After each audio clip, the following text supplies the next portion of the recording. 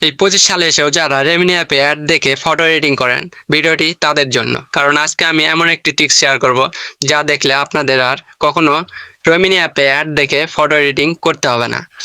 So চলুন আপনাদের দেখাই দেই কিভাবে সেটিং করলে আপনাদের রেমিনি অ্যাপে আর অ্যাড আসবে না। তার আগে আপনারা যারা আমাকে ফলো করেন নাই বা সাবস্ক্রাইব করেন নাই, তারা অবশ্যই সাবস্ক্রাইব এবং ফলো করে রাখবেন।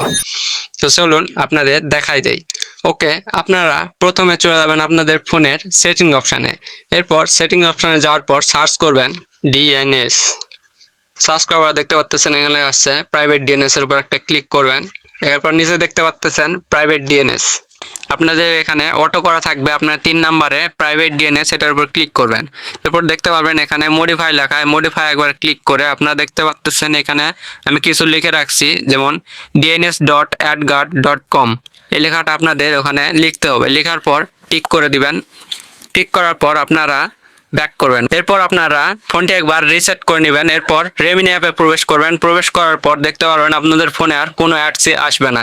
আপনারা শান্তি মতো ফটো এডিটিং করতে পারবেন রেমিনি অ্যাপে উইদাউট অ্যাডে।